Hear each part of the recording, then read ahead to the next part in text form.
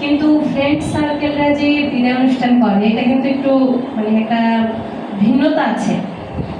তো গতকালকে স্বপ্ন আমাকে বলেছে যে যদি আপনার সুযোগ থাকে আপনি একটু থাকেন। তো আমি দেখতেই আসছি, মানে খুব বেশি বক্তব্য দিতে আসি নাই, আবার অনেক বেশি আলাপ কিন্তু আমাদের শুনতে ভালো লাগে, ধৈর্য নেই, ঠিক না? তো সেই জায়গা থেকে আসলে খুব বেশি আলাপ করবো না, যেহেতু সামনে পরীক্ষা এবং সামনে পরীক্ষার্থীরা যারা আছে, তো এটা দেখলে মনে হয় কি যে আমি যখন পরীক্ষা দিয়েছি তো অনেক আগে, সেই 2012 সালে পরীক্ষা দিয়েছি। তো সেই জায়গা থেকে মানে ফিলটা পাই আসলে, যখন স্বপ্ন বারবার বলছে যে আমাদের এই তো আর কিছুদিন পরে পরীক্ষা, কেন যদি মনে হয় যে আবার যদি ফিরে যেতে পারতাম। হ্যাঁ, তো আসলে সেটা তো আর সম্ভব না, কারো পক্ষেই সম্ভব না। বা ধরো আজকে তোমরা এখানে আছো, 10 বছর পরে তোমাদেরও মনে হবে যে যেই সময়টা পেরিয়ে এসছে সেই সময়টা যদি আবার ফিরে যেতে পারতাম। তো এই আপত্তিটা আসলে সবারই থাকে, সকলেরই থাকে।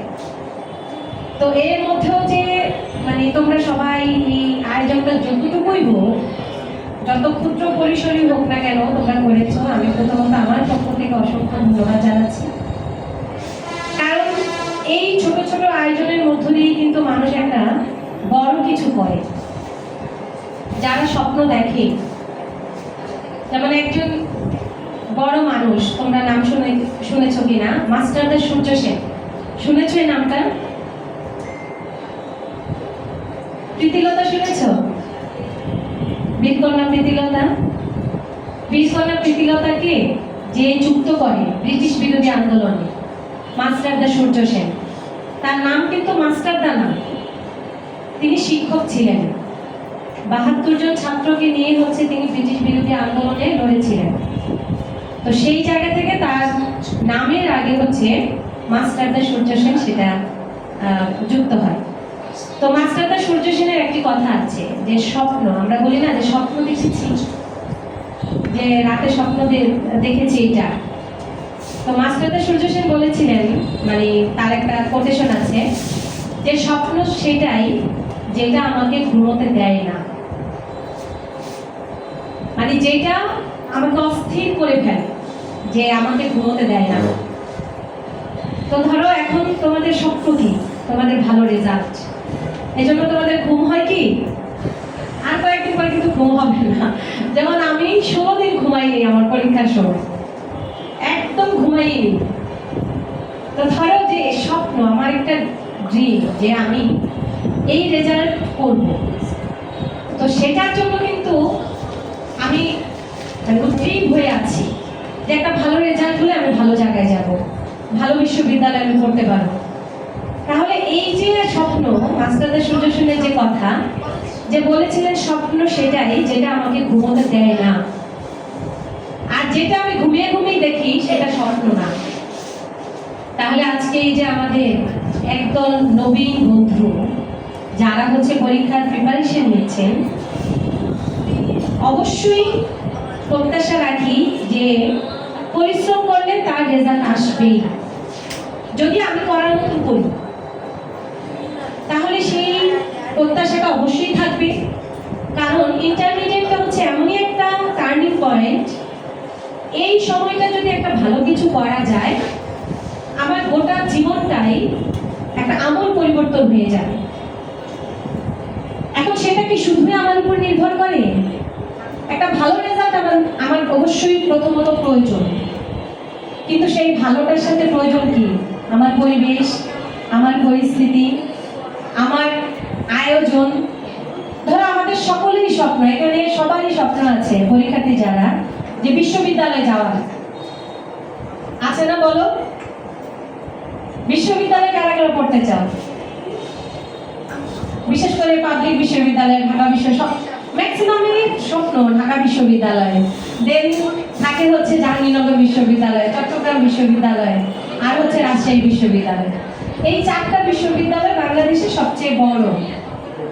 এবং সবচেয়ে সুন্দরের দিক থেকে যদি হয় জাহাঙ্গীরনগর এবং হচ্ছে রাজশাহী বিশ্ববিদ্যালয়। গিয়েছো কখনো? যাওনি না? যাই হোক, এখন তো পরীক্ষার সামনে, এখন যেতেও পারবা না, পরীক্ষা শেষ হলে ট্যুরে যাবা। জাহাঙ্গীরনগর একটা বড় জিনিস দেখলেও কিন্তু মনটাও বড় হয়। সবসময় দেখবা সমুদ্রে যখন যায় কেউ, সমুদ্রের যে গভীরতা এবং তার যে বিশালতা, এটা দেখলে মনটা খুব ভালো লাগে না? কক্সবাজার গেছো কে কে? ম্যাক্সিমামই গেছো কক্সবাজার। আবার যেতে ইচ্ছে করে, আবার যেতে ইচ্ছে করে, তাই না? কক্সবাজারে তার মানে কি, যেমন একটা গান তোমরা শুনেছো হয়তো, যে বিস্তীর্ণ দুপারে, গানটা শুনেছো?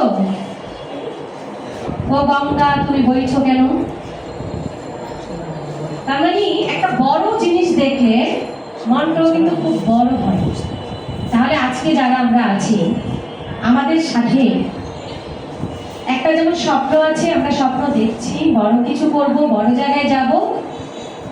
এই স্বপ্নটার সাথে আমার কাছে মনে হয় একটা জিনিস একটু যুক্ত করা প্রয়োজন, যেটা আমি ফিল করি, যে বড় মানুষ হওয়াটা খুব দরকার। মানে বড় ডিগ্রি নিব কিন্তু বড় মানুষ হব না, এটা কি হতে পারে? যেমন রবীন্দ্রনাথ ঠাকুর বলেছিলেন, শিক্ষা এবং দীক্ষা। আমাদের বাবা মারাও বলে, দেখবা, বা আত্মীয় স্বজনেরও কিন্তু বলে, এই ছেলেটা শিক্ষা দীক্ষা নেই, এই মেয়েটা শিক্ষা দীক্ষা নেই। বলে না এটা? রাস্তায় যখন আমরা চলাফেরা করি তখন বলে শিক্ষা দীক্ষা নেই। তাহলে শিক্ষাটা কি আর দীক্ষাটা কি? এটা আমার কাছে মনে হয় আজকে যারা উচ্চ মাধ্যমিক আমরা পরীক্ষা দিচ্ছি, আমাদের খুব ভালো করে এটা জানা দরকার। বড় ডিগ্রি নিব যেমন, একই সাথে বড় মানুষ হওয়াটাও খুব গুরুত্বপূর্ণ। তাহলে বড় মানুষটা আমি কিভাবে হব? সেই বড় মানুষটা হওয়ার ক্ষেত্রে হচ্ছে আমার দায়িত্ব, আমার কর্তব্য, আমি সেটা এড়াতে পারি না। এখানে তো প্রত্যেকেই জুলাই আন্দোলনে ছিলাম আমরা, তাই না? ছিলাম না? কে দেখি তো হাত তুলি। ছিলাম না? হ্যাঁ, যদি কেউ হাত তুলে থাকো যে আমি ছিলাম না, আমি বলবো সেটাও ভুল। বাংলাদেশের 17 কোটি মানুষ একাকার হয়ে গিয়েছিলেন, তাহলে আমরা প্রত্যেকেই ছিলাম। তার মানে একটা বড় দায়িত্ব, বড় কর্তব্য আমাদের সামনে ছিল। যেই দায়িত্বের টানে মানে গুলির সামনে আমরা কিন্তু দুই পা দাঁড়াতে কিন্তু পিছপা হইনি। তাহলে একজন বড় মানুষ হওয়াটা আমাদের খুব দরকার। তাই এই যে আমরা যারা আজকে বিশ্ববিদ্যালয়ে যাব দুদিন পরে, একটা বিশাল ক্ষেত্র, ওই যে সমুদ্র বললাম, বিশাল সমুদ্র, তাই সেই সমুদ্রের মধ্যে যখন আমরা যাব, আমি মানুষটা বড় হতে হবে না? তাহলে সেই বড়টা কিসে? সেই বড়টা হচ্ছে দায়িত্বে, কর্তব্যে, মনুষ্যত্ব বোধে। যে আজকে ধরো আমরা পড়াশোনা করছি, আমরা পরীক্ষা দিব, আমাদের সকল বন্ধুরা কি পরীক্ষা দিয়েছে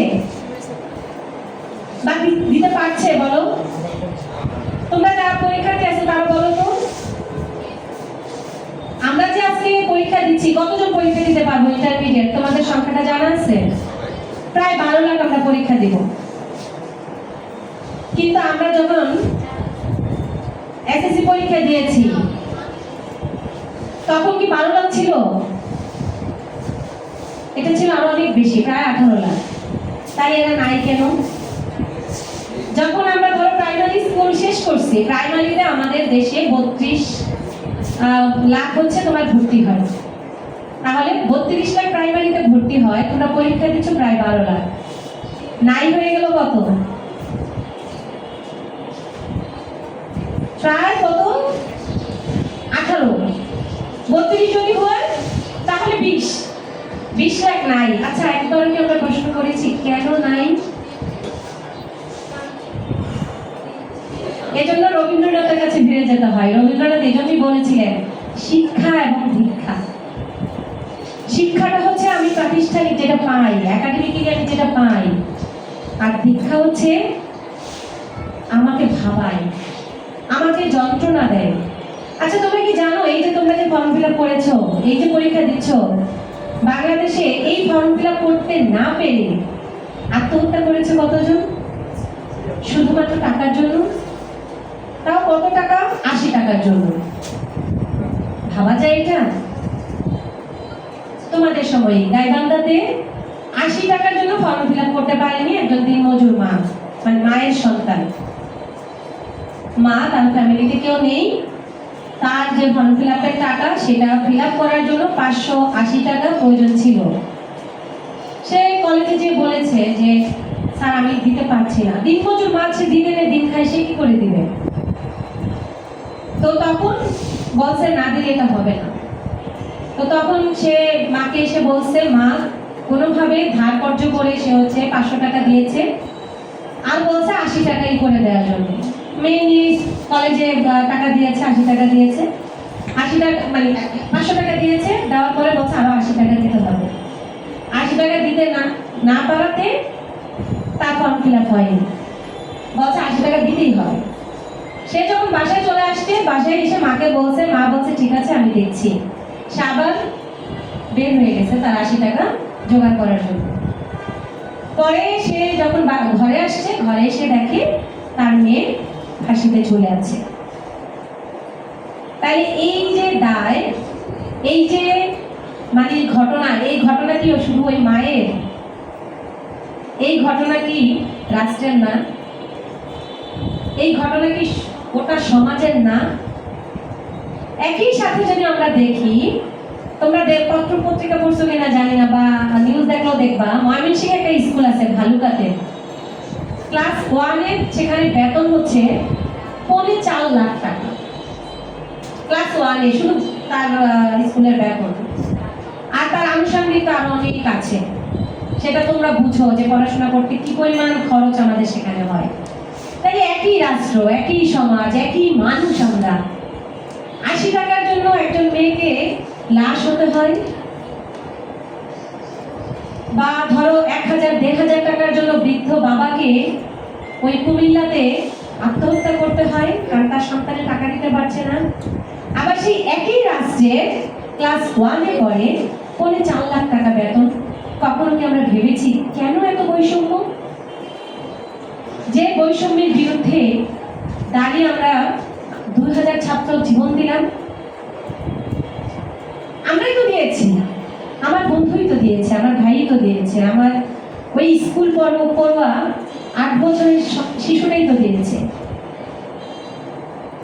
তাই এই ভাবনাটা, এই প্রশ্নটা করার সময় আমার মনে হয় আমাদের এখানে যারা আছি সবার হয়েছে। প্রশ্ন মানুষকে অনেক বেশি জানার তৈরি করে দেয়, পথ তৈরি করে দেয়। তাহলে আজকে আমরা পরীক্ষা দিতে যাব, তাহলে যেই মেয়েটা পরীক্ষা দিতে পারছে না, যারা ঝরে গেল, তাহলে সেই এটাকে আমার মধ্যে একটু কষ্ট পীড়া দিবে না, যন্ত্রণা দিবে না, আমাকে আঘাত করবে না? এটা কি রবীন্দ্রনাথ ঠাকুর বলেছে দীক্ষা? যে সমাজের যে বেধি, সমাজের যে যন্ত্রণা, সমাজের যে কষ্ট, সেটাকে যদি আমি ধারণ করতে না পারি এবং আমি তাকে পাল্টানোর সংগ্রামে নিজেকে সামিল না করি, তাহলে এই শিক্ষা তোতা পাখির শিক্ষা। এটা রবীন্দ্রনাথের একটাই আছে, তোতা পাখি। তোমরা চাইলে এটা পড়ে নিতে পারো, ফেসবুক মানে গুগলও এগুলো পাবা, প্রচুর আছে। তাহলে আজকে এমনই একটা জায়গায় আমরা আছি যে শিক্ষার ক্ষেত্রে সংকট। তাই ধরো এই যে স্বপ্ন, যে মেয়েটা মরে গেল, সে তো মরে গিয়ে বেঁচে গেছে, এখন সে কেন মরলো? সে প্রচন্ড ঘৃণা নিয়ে মারা গেল, যে 80 টাকার জন্য আমার মাকে ধারে ধারে ঘুরতে হচ্ছে। 80 টাকা তো চাইলে ওই কলেজের শিক্ষককে দিতে পারতেন না, বলো? তাই কেন পারলেন না? কেন আমাদের এই মনুষ্যত্ব বোধটা জেগে উঠলো না? এখানেই পার্থক্য। তাহলে আজকে যারা আমরা পড়াশোনা করছি, যারা আমরা 2 দিন পরে বিশ্ববিদ্যালয়ে যাব, একটা বিশাল মন নিয়ে আমরা যাব, বড় মানুষ হব, তাহলে বড় মানুষের সাথে বড় দায়িত্বটা আমাদের দরকার না? এটা কি বলছে যে শিক্ষা এবং দীক্ষা। শিক্ষা ছাড়া যেমন ভিক্ষা হয় না, আবার ভিক্ষা ছাড়া পরিপূরক শিক্ষাও হয় না। তাহলে আজকে যারা আমরা এই যে পড়াশোনা করছি, আমরা বড় জায়গায় যাচ্ছি, তাহলে আমাদেরকে সেই জিনিসটাও বুঝতে হবে। তোমরা বিজ্ঞানী আইনস্টাইনের নাম শুনেছো না? আইনস্টাইনকে জানো? আইনস্টাইন একটা কথা বলেছিলেন, বলছে যে দিনে শতবার আমি নিজেকে একথাই স্মরণ করাই যে আমার গোটা জীবনটা নির্ভর করে আছে অন্যের উপর। আমি যে শার্ট পরি, যে জামা পরি, সেটাও তৈরি করে অন্যজন। আমি যে ভাষায় কথা বলি, সেটাও যুগ যুগ ধরে এসেছে। ধরো আজ থেকে ৫,০০০ বছর আগের ভাষা আর আজকের ভাষা কি এক? বা ধরো আমাদের দেশেই, ধরো আমাদের যে উপজাতিরা আছে, চাকমারা আছে, ত্রিপুরারা আছে, গারোরা আছে, তাদের ভাষা আমাদের ভাষা কি এক? পরিবর্তিত হতে হতে হতে হতে আজকে ভাষা এখানে এসে দাঁড়িয়েছে। তো আইনস্টাইন বলছে যে এই যে আমার গোটা জীবনটা অন্যের উপর নির্ভর করে আছে, তাহলে সেই অন্য মানুষজন ভালো আছে কিনা এটা দেখার দায়িত্ব গোটা ছাত্র সমাজে। তাহলে আজকে যে ছাত্ররা আমরা এখানে আছি, আমরা বলি না আজকের ছাত্র আগামী ভবিষ্যৎ? কেন বলি? কারণ আজকের একজন ছাত্রই আগামী দিনে একজন বড় মানুষ হবে।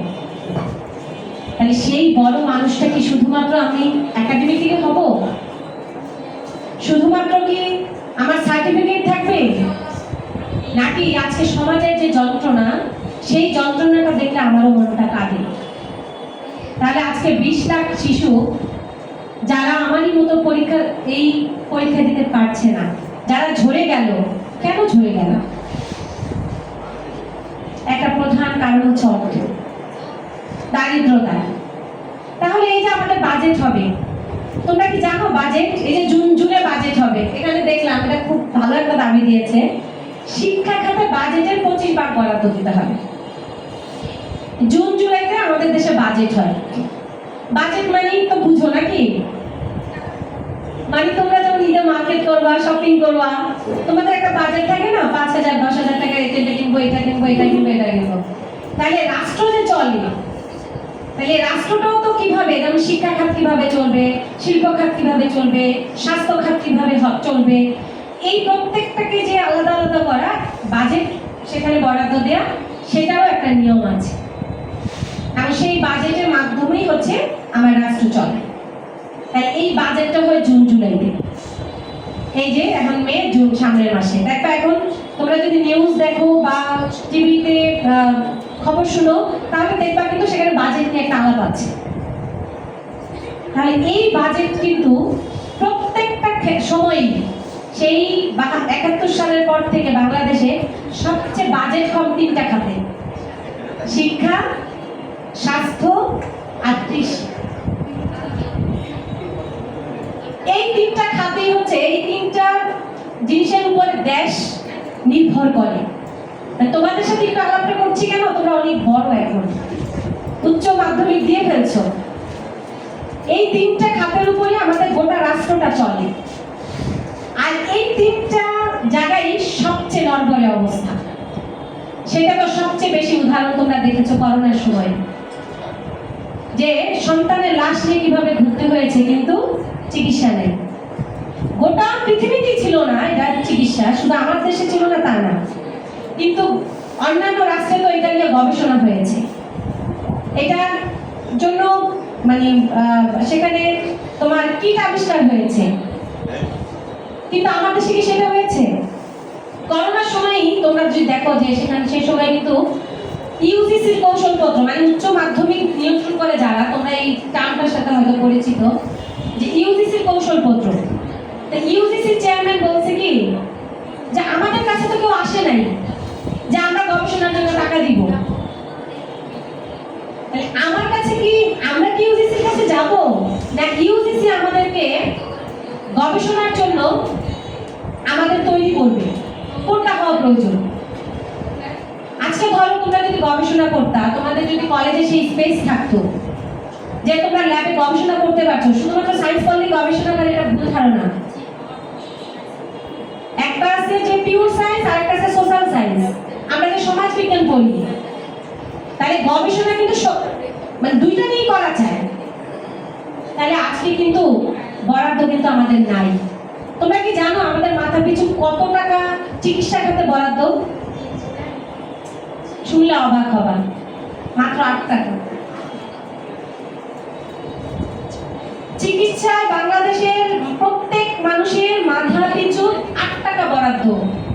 8 টাকা দিয়ে তোমরাই বলো তো কি পাওয়া যায়? ভিক্টোরিয়া খানপুরে গেলে 10 টাকা টিকিট, যদি আমি ভুল না করি। 5 টাকা টিকিট, আচ্ছা ধরো 5 টাকায়। 5 টাকা যদি টিকিট হয়, আর 5 টাকা দিয়ে তুমি কি চিকিৎসা করবা বলো?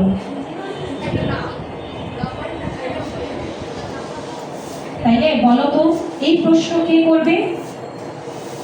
আজকে যখন হসপিটালে যাই, গাদা গাদা পরীক্ষা দিয়ে দেয়, এবার যাও তুমি প্রাইভেটে। একই কারণ হয় যে ঘোরাতেই গেলো, আমার তো বাজেট নাই। একইভাবে চিকিৎসা খাতে আমাদের যে এত স্বপ্ন, পাবলিকে যাব, পাবলিক বিশ্ববিদ্যালয় কয়টা? 58টা। প্রাইভেট কয়টা বলো তো? 108টা। 108টা না পাবলিক হওয়ার কথা, তাইলে না আমরা এখানে সবাই যেতে পারবো। ঢাকা বিশ্ববিদ্যালয়ে একটা সিটের গত বছর যারা পরীক্ষা দিছে, একটা সিটের বিরুদ্ধে 45 জনকে লড়াই করতে হয়েছে। আবার কিছু কিছু ডিপার্টমেন্ট আছে 120 জনকে লড়াই করতে হয়েছে। এখন আমি যতই আল্লাহকে ডাকি, ভগবানকে ডাকি, ঈশ্বরকে ডাকি, গডকে ডাকি, একটা সিটের মধ্যে কি 120 জন পসিবল? তোমরাই বলো। প্রত্যেকে তো আমরা আল্লাহকে ডাকবো যাওয়ার সময়, আল্লাহ তুমি আমাকে দেখো। তাই 120 মানে একটা সিটের বিরুদ্ধে কি, তাহলে আমার 120টা সিটি আমাকে করতে হবে। আমি তো জানি যে এই যে পরীক্ষা দিবে 12 লাখ, এর মধ্যে কত লাখ আসতে পারে। তাই সেই অনুযায়ী কেন আমার বিশ্ববিদ্যালয় নাই? তার মানে আজকে যারা আমরা স্বপ্ন দেখছি, আজকে খুব স্বপ্ন আমাদের, কিন্তু যখনই ভর্তি যুদ্ধে যাব, তখন আমার সামনে একটা অন্ধকার কালো ছায়া সেটা থাকবে। তখন দোষ দেব কিসে? ভাগ্যতত্ত্বকে, যে আমার ভাগ্যে নাই। আসলে আমার ভাগ্যে নাই, পরীক্ষা দিচ্ছি, A+ পাচ্ছি, গোল্ডেন পাচ্ছি, A পাচ্ছি, আমার কি ভাগ্য নাই? আসলেই আমি তো অথর্ব নাকি? আমি যোগ্য। তাই যোগ্য হওয়ার পর আমি পাই না, তখন আমাকে ঠেলে দেয় তুমি ভাগ্যে বিশ্বাস করো।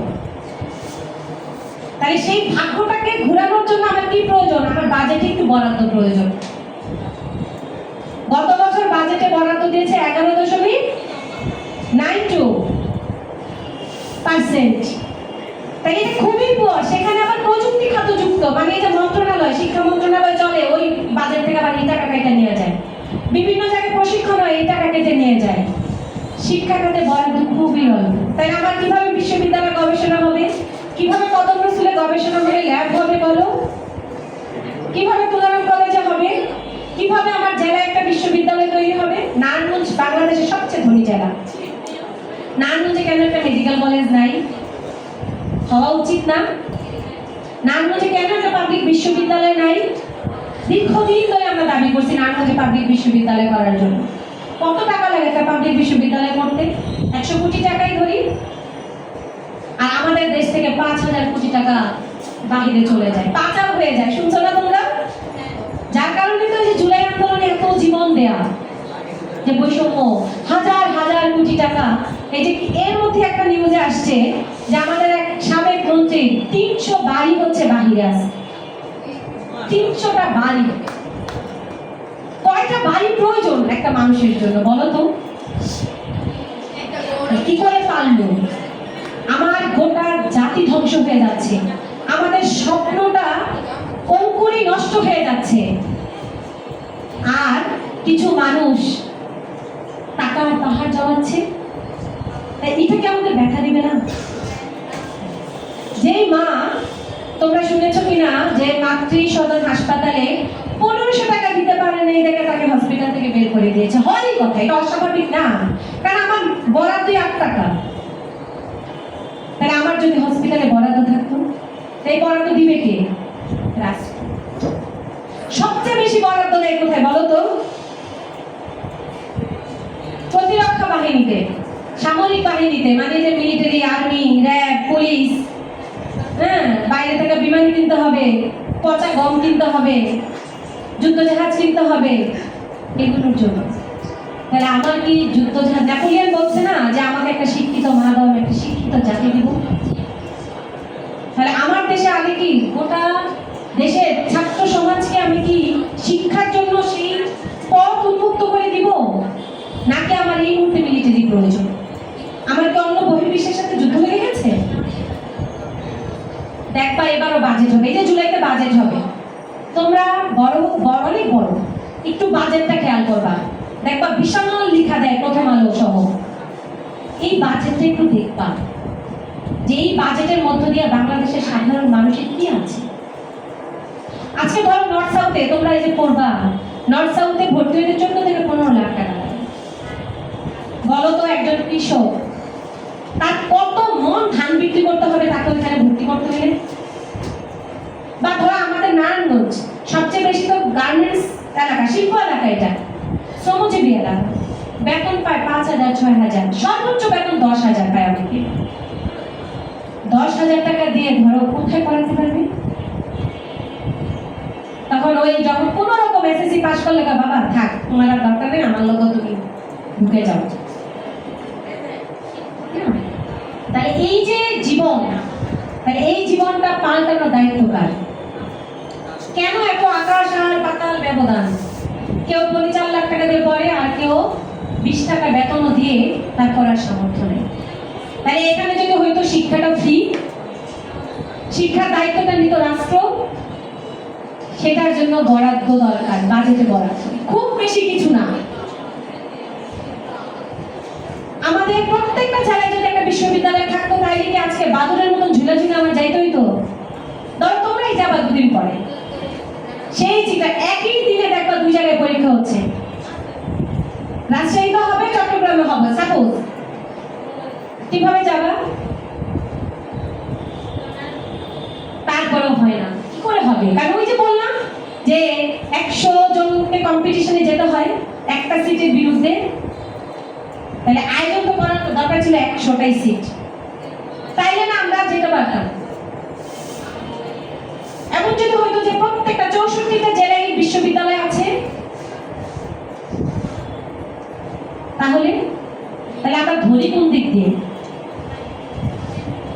এই যে গতকালকে দেখলাম ইউরোপের কয়েকটা দেশ, খুবই ছোট, মাত্র 28 লাখ 26 লাখ 25 লাখ মানুষ, ওদের দেশ থেকেও জিডিপি আমাদের বেশি।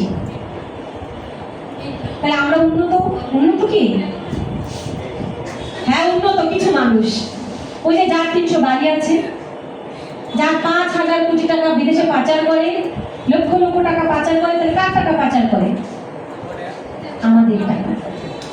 আমরা ট্যাক্স দিই, সেই ট্যাক্সের টাকা আমাদের চুরি করে সেই টাকার উপরে উল্লাস করে কিছু মানুষ।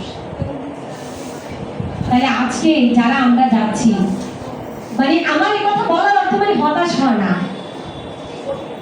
আমার অধিকার সম্পর্কে আমার সচেতন হওয়া।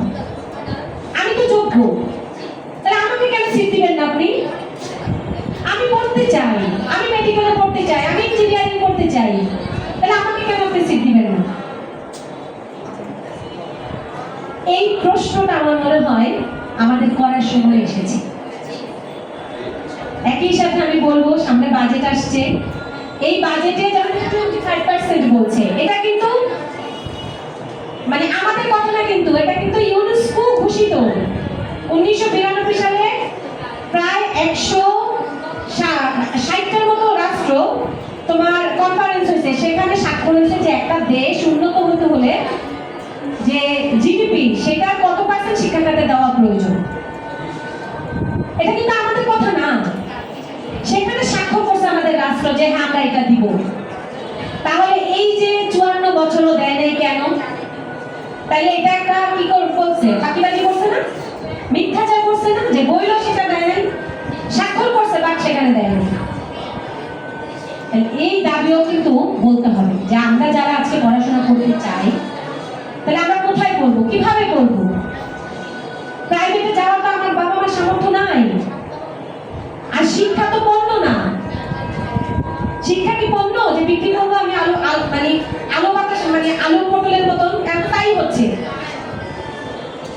বাজারে গেলাম যে এত টাকা দিব আমাকে এই জিনিসটা দেয়, ভালো টাকায় ভালো জিনিস।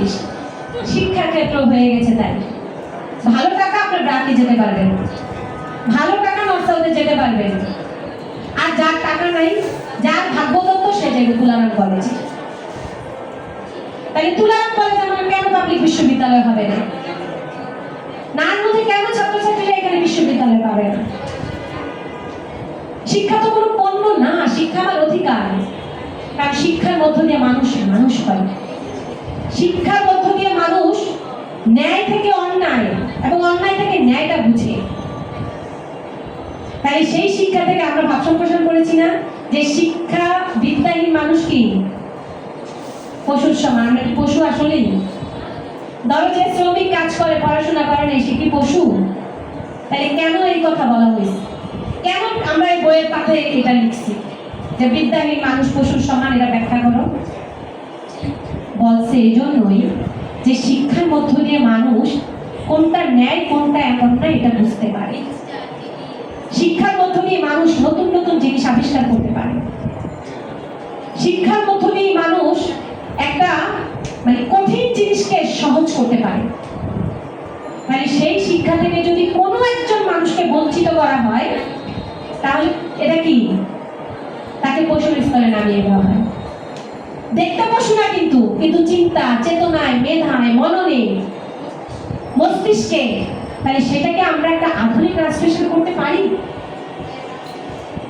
এই জন্যই শিক্ষা সবার হওয়া দরকার। বাংলাদেশের একটা ছেলে মেয়ে যেন শিক্ষা থেকে বঞ্চিত না হয়, এই কথাটা আমরা যারা আজকের পরীক্ষার্থী, আগামীর ভবিষ্যৎ, আমাদের পরের যে প্রজন্ম আছে, সেই দায়িত্ব আমাদের উপরই পড়ে। আইনস্টাইনের কথা আমার কথা না। আইনস্টাইন বলছে না যে আমি আমার গোটা জীবন অন্যের উপরে, তাহলে অন্যকে নিয়ে কি আমি ভাববো না? এত বড় একজন মানুষ হয়ে কিন্তু তিনি সেটা একটু ভেবেছেন যে আমি শার্ট পরি, সেই শার্ট যে শ্রমিক বানায় তার সন্তান বিশ্ববিদ্যালয়ে পড়তে পারে না। আমি যে শাড়ি পরি, সেই শাড়ি কোনো তাঁতি বানায়, সেই তাঁতি ওই শাড়ি কিনতে পারে না। সে কত পায়? 80 টাকা পায়। আর জামদানি একটা শাড়ি 70,000 টাকা আছে,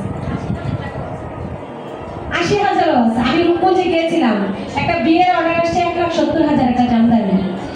আমার ভাই দেখেন, আমি কি ভাই, আমার ভয় লাগে দেখতে। তাহলে ধরো সেই তাঁতি তো তার সন্তানটাকে তুলার কলেজে পড়ানোর তার সামর্থ্য রাখে না, তাহলে এটা কি আমাকে যন্ত্রণা দিবে না? আমাকে ব্যথা দিবে না? এই প্রশ্নটাই আমার মনে হয় আমাদের ভাবার বয়স হয়েছে। আমি সেই ভাবনার জন্য আমি আহ্বান জানাবো। একই সাথে সমাজের যে অন্যায়, সমাজের যে সমাজ অভ্যন্তরে যে ক্যান্সার, সোজা কথা এটা বলে না যে সমাজে বেদি, তাই এইটাও সমাজে যে লুটপাট, সমাজ অভ্যন্তরে যে বৈষম্য, তাই সেই বৈষম্য থেকে বের হওয়ার জন্য আমাদের একটা সচেতন লড়াই লাগে।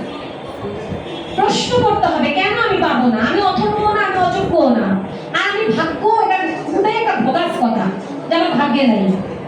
আরে ভাগ্য তো ইচ্ছে করে বন্ধ করে রাখছে।